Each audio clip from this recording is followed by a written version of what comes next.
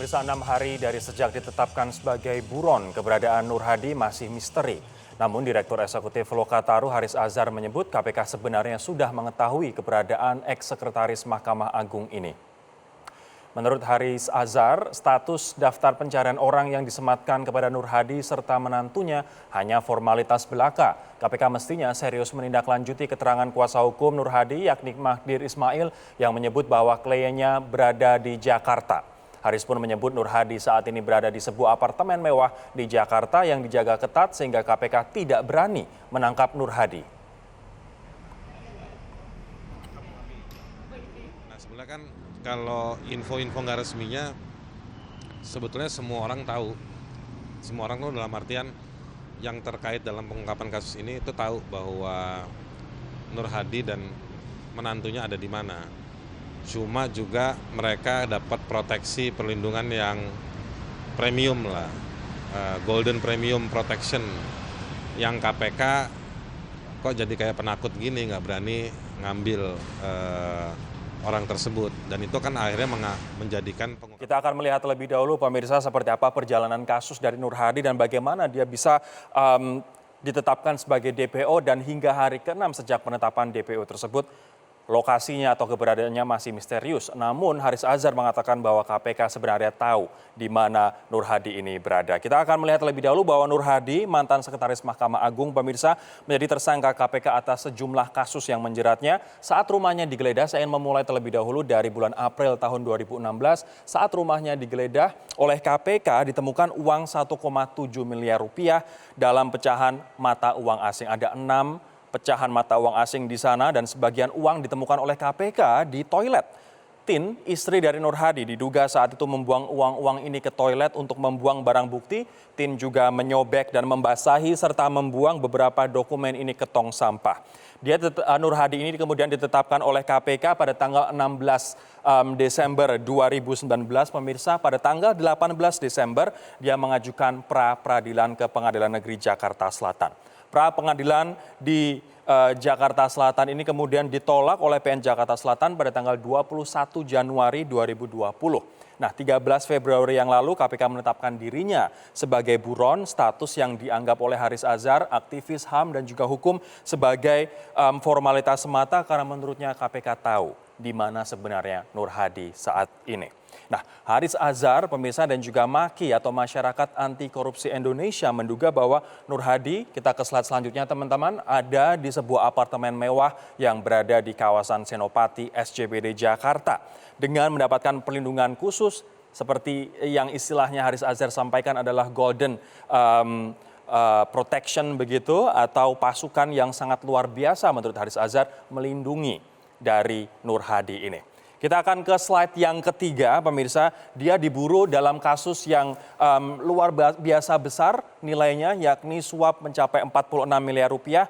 Nur Hadi ini buron bersama dengan 2 orang yang lain, salah satunya adalah menantunya, yakni Rizky Herbiono, di mana menantu Nur Hadi ini juga disinyalir menjadi perantara penerima suap begitu. Kemudian ada juga satu lagi yakni Hendra Sunyoto yang merupakan seorang pengusaha. Ada 3 perkara yang menjerat mereka bertiga. Yang pertama adalah perkara perdata PT MIT dan PT Kawasan Berikat Nusantara. Kemudian sengketa saham di PT MIT dan juga gratifikasi sejumlah perkara di pengadilan. Totalnya adalah hingga 46 miliar rupiah. Sementara itu ada informasi juga yang menarik namun sedikit miris begitu. Dikarenakan ada MAKI, Masyarakat Anti Korupsi Indonesia, yang bahkan sampai membuat sayembara. Barang siapa yang mengetahui keberadaan Nur Hadi, mereka atau dia akan diberi hadiah iPhone 11 oleh Masyarakat Anti Korupsi Indonesia. Ini sebuah sayembara yang unik, yang menarik, namun juga kita tanyakan kepada KPK apakah KPK merasa tertampar dengan sayembara dari MAKI ini. Sebelum kita mengkonfirmasi KPK apakah betul mereka sebenarnya sudah tahu di mana keberadaan Nur Hadi, saya ingin mengajak Anda berbincang atau berdiskusi dengan Boyamin Saiman, koordinator MAKI yang bergabung bersama kami dari Kuala Lumpur, Malaysia. Bang Boyamin, selamat malam. Malam, Ruri. Bang Boyamin, seperti apa hasil dari sayembara ini, Bang? Sudahkah ada orang yang menyetor di mana keberadaan Nur Hadi? Iya, kalau persisnya itu belum ada. Tapi setidaknya dengan adanya sayembara ini, kemudian ada orang yang menurut saya dari lingkaran dalam yang bersedia menjadi pembocor lah kira-kira kan gitu. Sehingga kami mengetahui kemudian Pak Nur Hadi itu di kawasan SWJ BD Senayan tadi di Residen 8. Nah, Di ini Residence kan 8, Senopati. tanpa harus kolaborasi dengan Haris Azhar kan kami saling melengkapi namanya kan begitu. Nah, itulah yang kemudian saya masih merayu yang bersangkutan paling tidak lantai berapa. Karena informasinya satu lantai semuanya dibeli kan itu, diambil, bukan hanya satu kamar atau 2 kamar gitu. Nah, inilah Ini yang mewah sekali itu kira-kira apartemen. mengerucut ke sana. Bang Boyamin, ini apartemen sangat mahal di kawasan premium begitu, dan dia bisa membeli satu lantai di sana. Luar biasa sekali kekayaan dari Pak Nur Hadi ini. Nah, itu belum seberapa, yang di Patal Senayan juga sudah ada rumah yang ternyata itu juga sama mewahnya lah dengan yang di Hang Lekir. Dan juga ada villa di Gadok sana yang juga luas, yang asri, yang ada kolam renangnya segala Oke. macam. Jadi kalau soal ini nampaknya juga dari yang masuk ke saya itu bahkan menyampaikan nama dan nomor handphone dan borongnya gitu. Jadi Baik. itu nanti rencana besok Jumat mau saya serahkan ke KPK pemborongnya ini. Nah, dari situlah kemudian saya yakin kalau toh tidak ketemu orangnya kan ketemu harta-hartanya gitu kan, yang kemudian kalau level PNS yang golongan berapa kan masih tetap bisa sampai level ke pencucian uang kan gitu kan. Baik, Kira-kira. baik. Bang Boyamin, Nah. apakah menurut Anda KPK sebenarnya tahu di mana Nur Hadi saat ini? Nah, dari yang membocorkan ke saya yang saya anggap itu saya ranking 1 dari informan saya yang valid itu, bahkan 3 bulan yang lalu ketahui ini bersama Royani sopirnya di sekitar Senayan. Padahal Royani ini sudah buronan itu 3 tahun yang lalu karena berkaitan dengan juga Pak Rohadi ini, karena dipanggil-panggil nggak datang dinyatakan buron.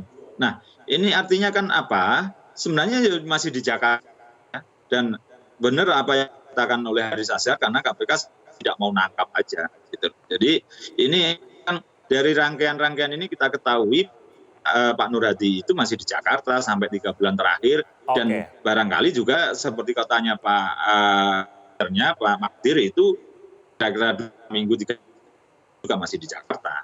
Baik, sebelum Juga kita tidak akan jeda, pergi Bang kemana-mana Boyamin, lah. Ya dengan ya. Bang Boyamin, sebelum kita jeda, kenapa KPK tidak menangkap Nur Hadi? Ya banyak faktor tekanan kepada KPK untuk tidak menangkap Nur Hadi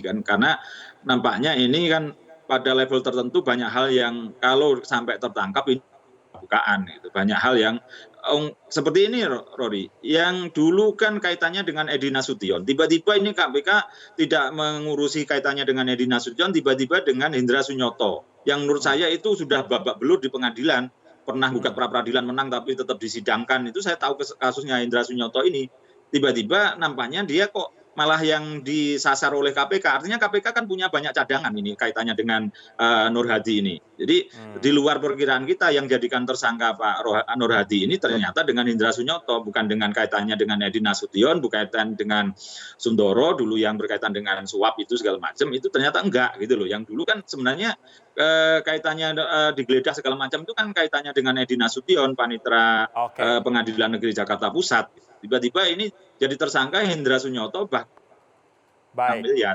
Nah, artinya kalau KPK menetapkan mantan panitera PN Jakarta Pusat ini, Bang Boyamin, sebagai tersangka, itu kotak Pandora bisa kebuka dan ini kasus bisa melebar ke banyak pihak, begitu kan ya? Iya, nampaknya begitu, sehingga banyak orang yang berkepentingan untuk tertangkap karena banyak buka-bukaan, banyak hal kotak Pandora yang terbuka nanti. Nanti saya akan crossfire Anda, akan mengkonfirmasi Anda ke juru bicara KPK, Mas Ali Fikri. Apakah betul tuduhan-tuduhan ini dan apa yang terjadi sebenarnya saat ini dengan KPK? Kita akan kembali pemirsa dengan informasinya dan juga perbincangannya sesaat lagi.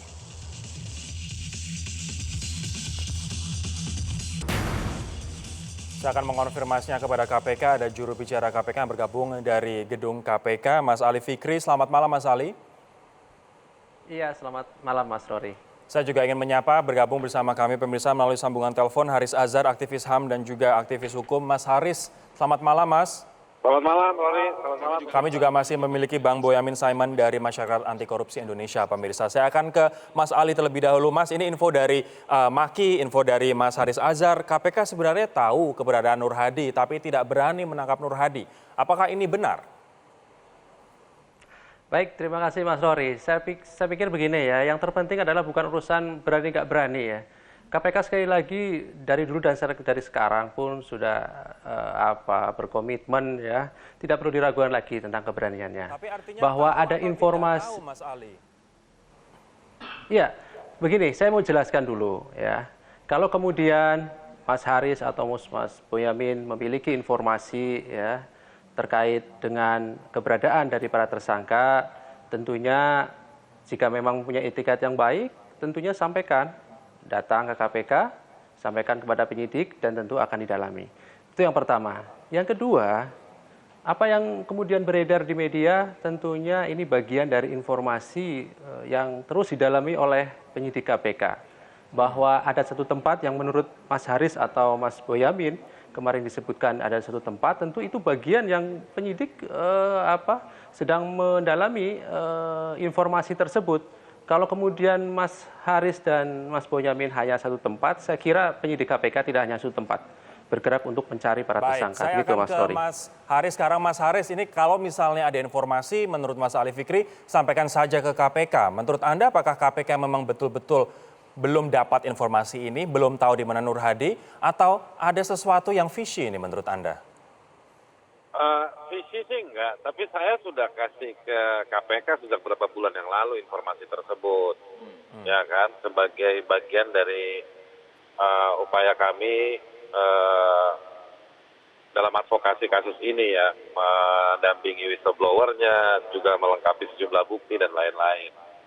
Nah, itu sudah lama. Jadi kalau hari ini pihak KPK diwakil sama Saudara Ali bilang bahwa kalau Haris Azhar punya, silakan kasih aja, udah saya kasih. Ya kan? Oke. Nah, sebaiknya Humas tanya sama para penyidik. Dan juga tanya sama bos-bos di KPK. Ini udah ada, kenapa nggak ditindak? Karena begini loh menurut saya. Saya ini kemarin bicara itu bukan dalam rangka memberitahu bahwa ada nih alamatnya, bukan. Saya kasih bicara ke media itu kemarin dalam rangka, saya mau negor pengacaranya Nur Hadi, Pak Magdir bilang Nur Hadi ketika DPO oleh KPK, Pak Magdir terus bicara Nur Hadi itu masih ada di Jakarta. Oke. Yang kedua, saya tahu betul bahwa informasi keberadaan Nur Hadi itu, tempat tinggalnya dan lain-lain, itu sudah dimiliki oleh tim yang menangani kasus ini di KPK itu sendiri. Lalu muncul DPO, buat saya ini aneh sampai ke lapis awan yang ke-7. Kenapa aneh sampai lapis awan yang ke-7? Karena DPO itu ditetapkan pasca pemanggilan 2 kali. Mestinya pasca pemanggilan 2 kali, yang ketiga dijemput paksa, bukan ditetapkan DPO. Nah, kalau dijemput paksa orangnya nggak ada di rumah, orangnya tidak ada di tempat dia tinggal, meskipun bukan alamat resminya, dikejar tidak ada, baru dia DPO, bukan tiba-tiba DPO. Ini modus baru ini di KPK. Mas Ali, saya tanya kepada Anda sekarang, ingin konfirmasi. Ini sudah disampaikan Mas Haris 3 bulan yang lalu, Anda diminta sebagai juru bicara menanyakan kepada penyidik begitu. Kemudian yang kedua, DPO baru keluar setelah biasanya dicari, digeledah tidak ada. Nah, ini belum dicari di tempat persembunyian saat ini, Mas Ali. Tanggapannya, Mas? Baik, Mas Rory, dari mana Saudara Haris ini tahu kalau penyidik tidak mencari, gitu ya? Sekali lagi saya tegaskan, penyidik terus mencari, ya. Begini ya, Mas Rory, kami sudah memanggil para tersangka ini sebagai saksi, saling menjadi saksi saat itu 3 kali, dan semuanya tidak ada yang hadir, mangkir, tidak ada informasinya sama sekali. Kemudian yang kedua, kami sudah memanggil ketiganya sebagai tersangka, ya. Alamatnya sudah jelas, tanda terimanya ada, dokumentasi ada. Oke, Mas Ali, artinya sebentar, ini yang Sampai belum Anda tegaskan di panggilan sini, yang Mas Ali. ketiga, Artinya KPK tahu ya, tidak keberadaan Nur Hadi saat ini? Baik, begini ya Mas Rory, saya jelaskan dulu nih biar tidak ada salah paham. Kemudian kami menetapkan DPO serta merta, tidak. Ya. kami sudah melakukan mekanisme pemanggilan, bahkan yang ketiga, ya, upaya penangkapan kepada yang bersangkutan, upaya kemudian mencari kepada alamat-alamat yang kami miliki, namun kemudian memang tidak menemukan yang bersangkutan, sehingga Baik. kemudian proses DPO dilakukan. Nah, saat Oke. ini, sampai hari ini pun penyidik terus mencari, ya. Tidak hanya satu alamat yang disampaikan oleh Mas Haris atau Mas Artinya Boyamin, sudah saya dicari kira. nggak Ada ketemu beberapa begitu alamat. ya? Belum ketemu sampai malam Saya hari akan ini. ke Bang Boyamin. Mas Ali, mohon maaf saya harus ke Bang Boyamin sekarang. Bang Boyamin, ini Bang Ali mengatakan bahwa sudah dicari ke alamat-alamat yang kemudian sudah diidentifikasi, kok tidak ketemu, belum ketemu hingga saat ini. Apa tanggapan Anda soal Loh, pernyataan Mas Ali ini? surat penggeledahan sudah pernah diurus belum ke pengadilan karena atau ke Dewan Pengawas? Itu untuk menunjukkan keseriusan mencari, bukan tanya satpam depan, ada nggak Pak Nur Hadi? Nggak ada, balik kanan. Kita tanyakan ke Mas Mari Ali dong. sekarang. Bang Boyamin mohon bersabar. Sudah ada surat penggeledahan yang dimintakan ke Dewas belum Mas Ali? Ya, surat penggeledahan. Betul. Baik. Jadi begini ya, Mas Rory ya. Proses penggeledahan ini kan bagian dari penanganan perkara. Ini kan kita lagi upaya penangkapan, ya. Penangkapan dari yang bersangkutan. Kalau nggak digeledah gimana Ya. bisa ketemu Saya Mas? kira Ini informasi dari Bang Boyamin, informasi dari Mas Haris Azhar ada di apartemen di Senopati yang tadi sudah disebut dengan detail itu apartemen mewah di kawasan Senopati SCBD. Kalau nggak digeledah gimana bisa Iya. ketemu gitu? Loh, saya pikir begini, Mas. Penggeledahan itu tujuannya untuk apa? Kan kita harus tahu mekanisme hukum, Mas, yang dilakukan, begitu. Ya, tidak kemudian ini jangan dicampur adukan begitu, gitu ya. Ini kita lakukan upaya penangkapan, ya, untuk pencarian, penggeledahan, mencari barang bukti dan lain-lain itu ada proses juga mekanismenya. Saya kira begini, aturan hukum itu harus ditegakkan, hukum acara harus benar-benar ditegakkan, jangan kemudian dicampur adukan begitu, kan Baik. begitu. Terakhir saya Tetapi akan ke kami Bang Boyamin berkomitmen sebelum tetap- berpisah dengan kita. Mohon maaf Mas Ali. Bang Boyamin terakhir untuk Anda ke KPK. Ya, jangan ngeles gitu aja terus gitu loh. Masa sekarang kok jadi politisi ini juru bicaranya KPK ini malahan, padahal dia orang hukum gitu kan. Jawabannya nggak jelas. Justru kita semakin kecewa terus terang aja, dan ini kan bahasanya KPK ini menyengsarakan saya sampai harus ke Kuala Lumpur ini kan mencari duit untuk membeli handphone iPhone 11 itu yang besok Jumat mau saya serahkan, saya titipkan ke KPK.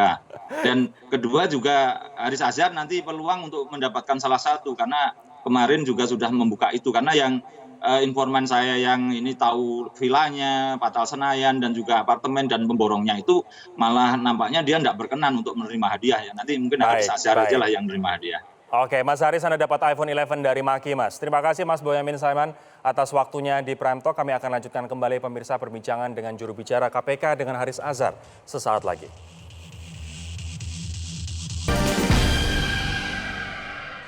Saya akan kembali ke Mas Ali Fikri, juru bicara KPK. Tadi dua narasumber yang lain sudah memberitahu bahwa ada Nur Hadi di satu apartemen mewah di Senopati SCBD. Bahkan menurut Bang Boyamin dari Maki, dia membeli seluruh lantai. Satu lantai full dia beli begitu di sana. Ini belum termasuk hartanya yang di Senayan berupa rumah dan juga di sejumlah tempat yang lain.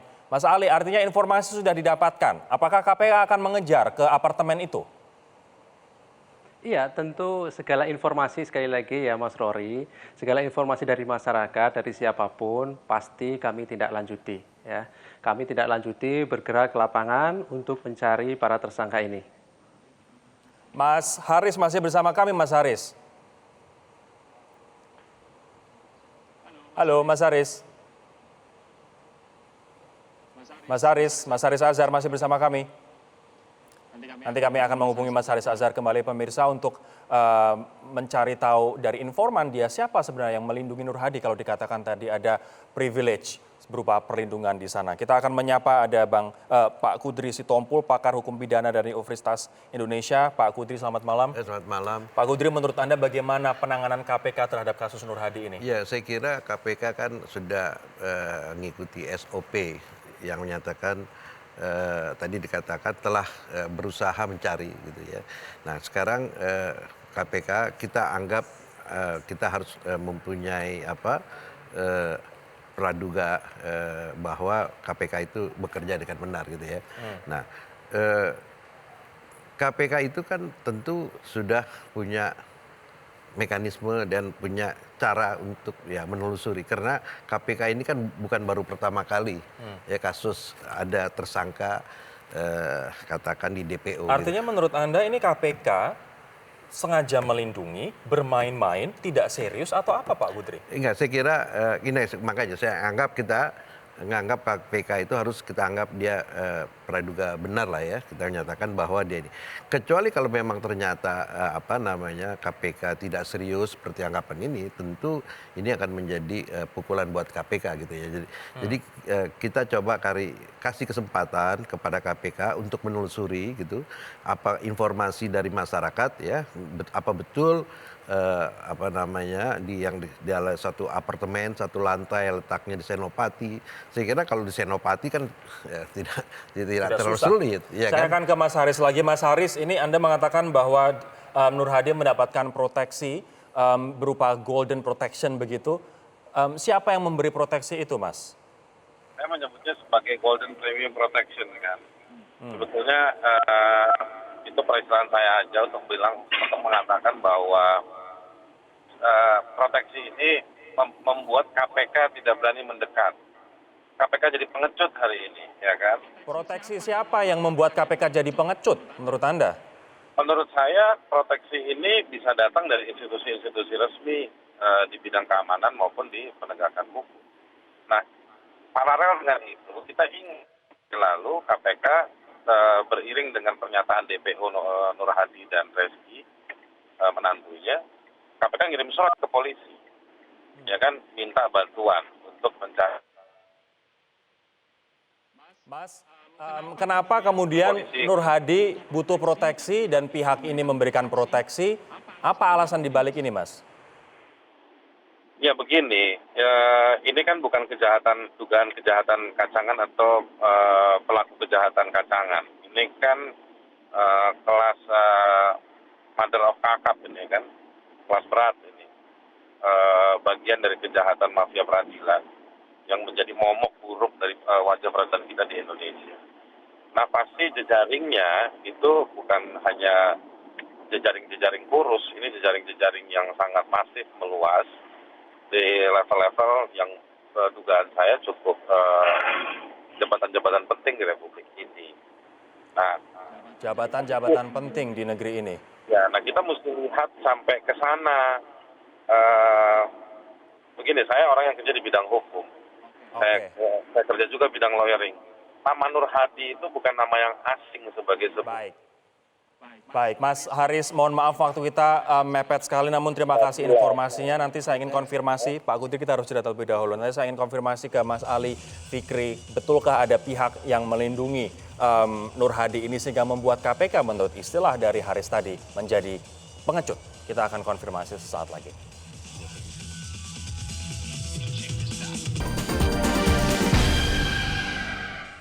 Kembali menyapa Mas Ali Fikri, juru bicara KPK. Mas Ali, betulkah informasi dari Haris Azhar, Boyamin ada pihak kuat yang melindungi Nur Hadi sehingga membuat KPK seperti pengecut? Baik Mas Nori, kita dengar sendiri juga dari Mas Haris tadi menyampaikan ya siapa kemudian pihak yang melakukan apa tadi istilahnya proteksi ataupun perlindungan ya.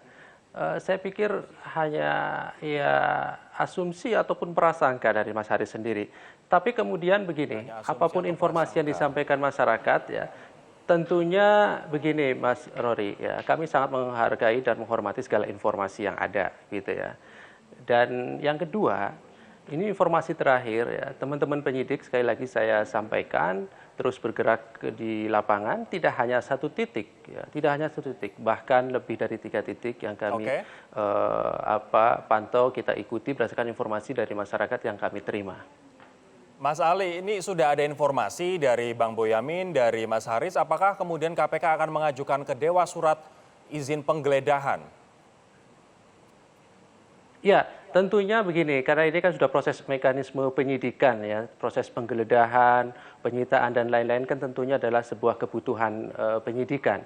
Tentunya karena ini bagian dari penyelesaian perkara, tentunya proses-proses itu dipastikan juga nanti akan diajukan izin baik itu penggeledahan maupun penyitaan ke Dewan Pengawas. Mas Ali, terima kasih, tapi kami tidak butuh sugar coating begitu, kami butuh aksi dari KPK. Kita tunggu seperti apa aksi dari KPK pasca informasi dari Bang Boyamin dan juga dari Haris Azhar yang sudah disampaikan sebenarnya 3 bulan yang lalu. Terakhir Pak Kudri, apa yang ingin Anda sampaikan kepada KPK untuk kasus ini? Ya, saya menyarankan KPK itu ya segera mendatangi informasi apa yang disampaikan oleh Bung Haris dan Boyamin. Dan kalau perlu ya misalnya kita tidak lihat KPK tidak seperti dahulu mendatangi gedung DPR dengan membawa pasukan BRIMOB dengan senjata lengkap. DPR aja berani gitu. DPR berani. Nah, ini saya kira supaya itu dilakukan supaya jangan menimbulkan tanda tanya di masyarakat. Tapi kalau misalnya itu dilakukan, ya kita tunggu. Tadi dikatakan kita anggaplah dengan menggunakan prasangka baik bahwa KPK itu memang sudah bekerja sungguh-sungguh. Nah, kesungguhan itu kita lihat di lapangan lah, gitu bagaimana kayak begini. Semoga prasangka baik ini benar adanya dan KPK bersungguh-sungguh, dan kita tunggu seperti apa aksi dari KPK atau tindakan KPK untuk mengejar Nur Hadi. Pak Kudri, terima kasih. Mas Ali Fikri, juru bicara KPK, terima kasih Mas telah bergabung bersama kami di Prime Talk. Pemirsa, terima kasih pula untuk Anda telah menyaksikan Prime Talk. Kita tunggu bersama-sama langkah dari KPK selanjutnya. Sampai jumpa.